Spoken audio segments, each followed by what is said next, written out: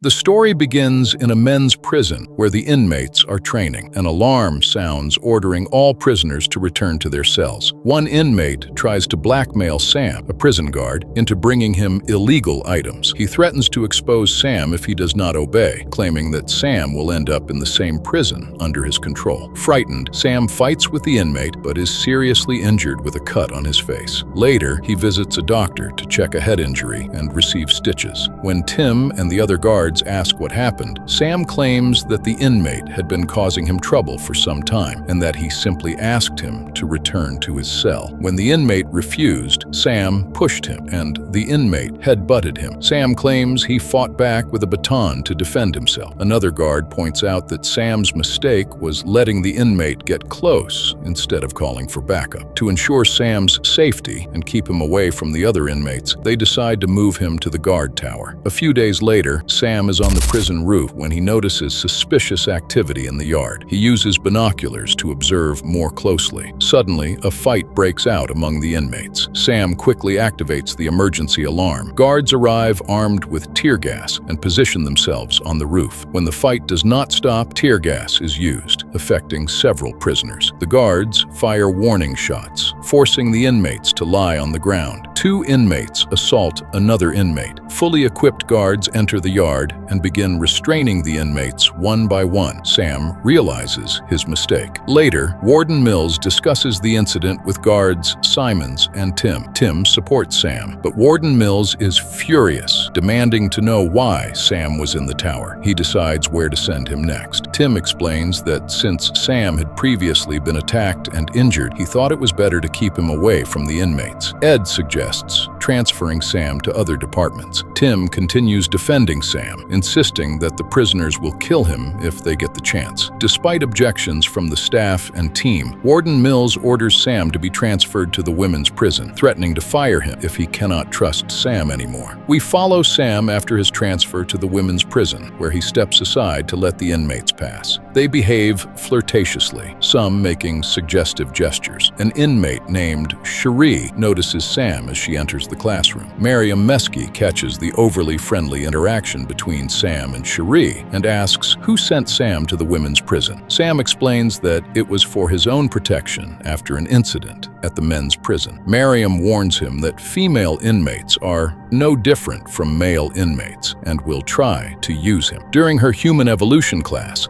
Cherie uses a mirror to watch Sam standing at the back of the classroom. In the break room, the guards discuss the differences between the maximum security men's prison and the women's prison. Sam jokes that today felt like a vacation compared to the men's prison, which he describes as a jungle. The other guards warn him. They explain what awaits him after the women go to bed, saying that the inmates will cry and tell him all kinds of sad stories and fake complaints to get his attention, including accusing guards of watching them while they change clothes. They explain that some men in uniform have relationships with inmates. The guards insist that the women's prison is dangerous in a different way and advise Sam to act like a robot by following every rule strictly. At bedtime, Sam begins locking each cell one by one. He discovers an inmate with a confiscated phone. The guard orders her to stand facing the wall. Farther down the hall, another guard scolds an inmate for wasting $20 on a phone. Sam is assigned to lock the next cell where he encounters Cherie. She pretends to read a magazine. Sam asks if she is okay. "You good?" and she responds positively while asking him to close her cell. He continues his rounds. The next day, Sam stands near the classroom door while the inmates pass by. One inmate intentionally pushes Cherie against him. She grabs his jacket and tells him, "I'll see you tonight." A female guard tells him to pull himself together or these women will take advantage of his desperation. That same night, while Sam orders the inmates to turn off the lights in their bunks, he approaches Cherie's cell and finds her naked. Sam is deeply affected emotionally and stares at her. Unknown to them, everything is being recorded by the camera. The following day, Sam is in the control room. Cherie begins acting strangely, pretending to have pain in her side so she can go to the infirmary. Sam approaches her. She claims to have stomach pain on her side. He asks whether she can walk or if she needs a stretcher. Cherie replies, I can walk.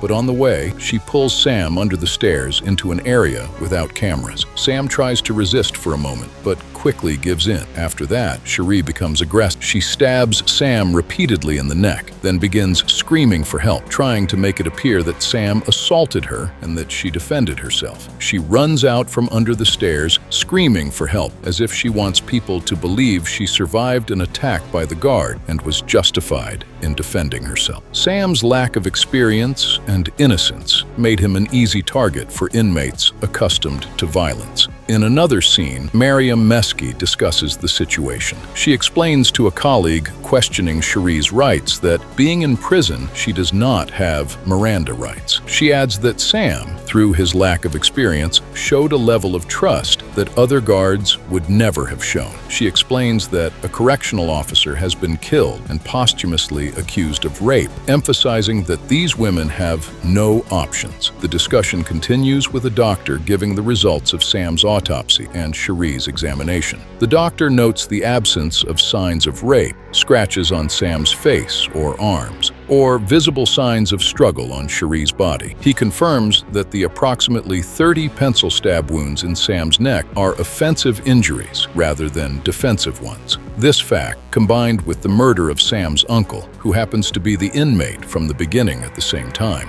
raises questions. Mariam Meski expresses doubts about the self-defense claim. She explains that inmates are insensitive to lies and threats. She suggests interrogating Cherie using compassion, the only tactic they have not yet tried. She asks her colleague to show the compassion for which he is known.